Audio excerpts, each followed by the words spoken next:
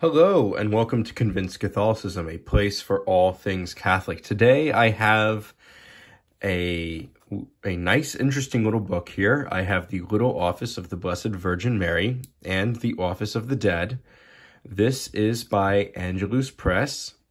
This edition is a extremely faux leather paperback. You can see that it's clearly a piece of paper, or like a cardstock, but it has that kind of pitted or porous like leather feel. Not a knock against it at all, but let's go ahead and take a look at the dimensions of the book. It is very much a soft cover, back pocket kind of book. So we have a book that is 4 inches wide, 6 inches tall or high, and then we have, like 1/4 of an inch, right, maybe. So very, very, very manageable size, very portable. You could very much fit this in your back pocket, your purse, your front pocket, your car, the glove compartment or glove box in your car. It's a great book.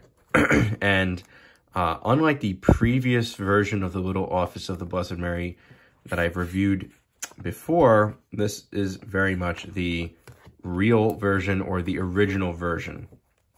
There's also we could call it the post-conciliar or the post-Vatican II version, which is by Catholic Book Publishing Company. That edition, I will say, is also very nice.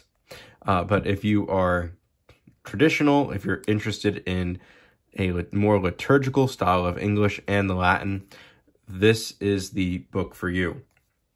If you want variety from day to day, move on.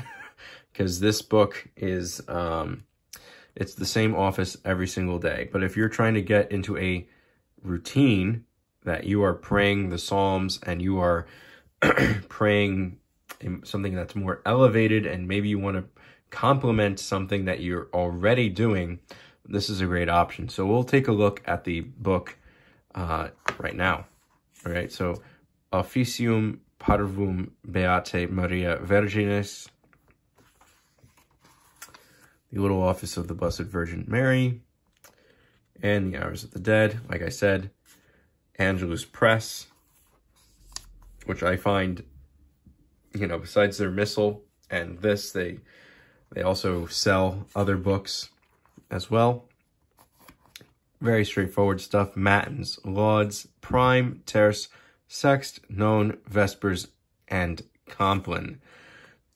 So we can go ahead and take a look here. There's some nice instruction. Matins, early morning or previous evening. Lauds always in the morning, even if matins are anticipated, said the evening before. Prime, morning prayer. Terce, 9 a.m. Sext, noon. None, 3. Vespers, 6. Compline, night prayer. Okay. Then we have some introduction material here. And then we have optional prayers. This is very nice. The O Lord, open thou my mouth, that it may bless thy holy name, so on and so forth. The Our Father, Hail Mary, the Creed, and then we get into the actual office.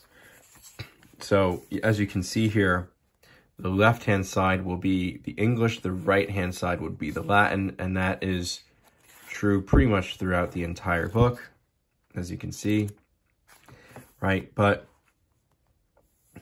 we can see that there's kind of an inviatory, just like in the regular Liturgy of the Hours, a hymn, first nocturne, so on and so forth, right? And matins, like usually in other offices, is the longest, and it's meant kind of to be like an all-night vigil kind of a thing, like a midnight vigil. okay? So we have some beautiful prayers here. And for those who are not familiar with the concept of the little office of the Blessed Virgin Mary, it's meant to be prayed by lay people who do not necessarily have the ability to pray the full divine office.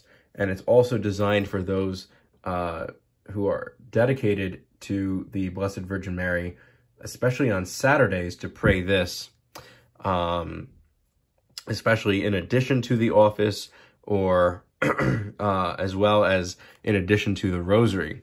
And what it is it's trying to, I guess you could say, relate the Blessed Virgin Mary to the Psalms and Scripture and the different prayers of the Church to each other, right? It's trying to connect them to each other. So here we have Lauds, with God come to my assistance, and then depending on what season it is, you would do a certain antiphon. So you would have from Candlemas until Advent, during Advent, and then from Christmas until Candlemas.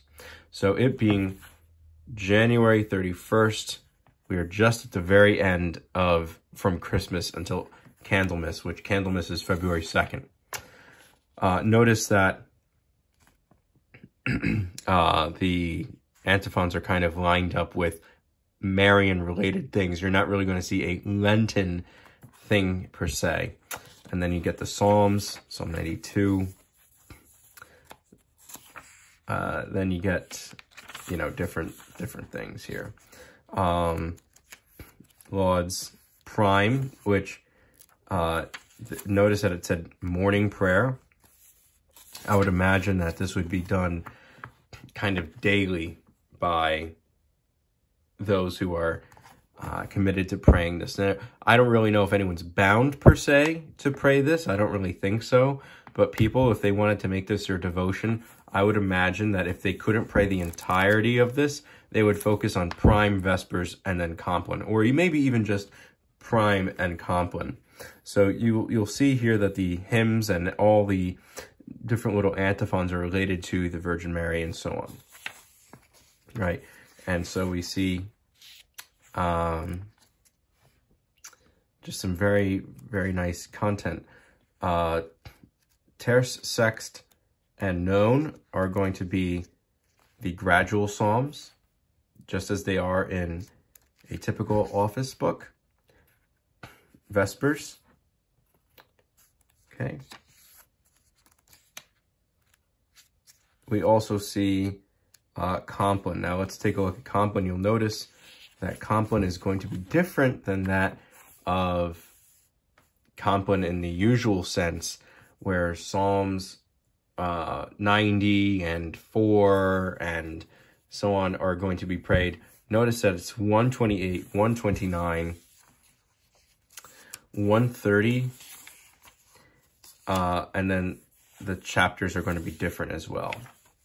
And then so are the antiphons. Now, here's the interesting thing about Compline, right? Usually Compline ends with a Marian antiphon. So it's interesting to see Compline kind of dedicated entirely to the Blessed Virgin Mary. Right? So we can see that the different prayers for the different times of the year kind of extend quite a bit. So there you go. And then we have the Office of the Dead. This would be prayed. Well, let's see what this book instructs for the Office of the Dead, because, this could be different instruction considering it's not exactly the same. I don't know if it's immediately upon the death of somebody, at their funeral, at the Mass or anything, but let's take a look. Liturgical prayer, Psalms.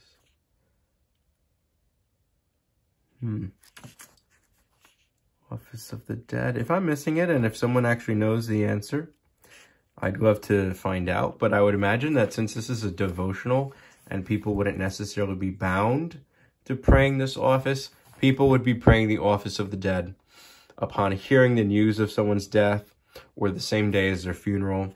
Oh, here it is. The office of the dead is said on the day of burial and on other suitable occasions. Okay, so maybe the anniversary of a death of a loved one. Matins is said together with lauds after lauds of the day.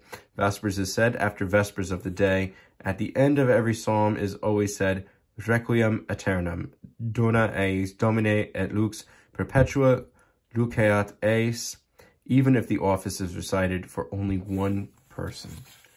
Very, very interesting. So, there you go. That's the instruction for the office of the dead. And of course, the psalms and the readings are going to be are going to be different as well.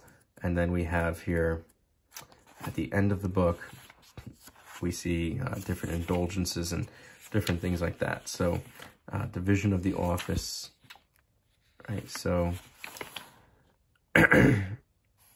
we can get a look there.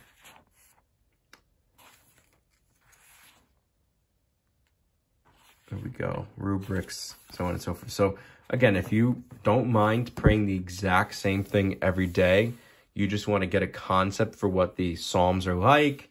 If you want to pray a good chunk of the Psalms, this is a great book.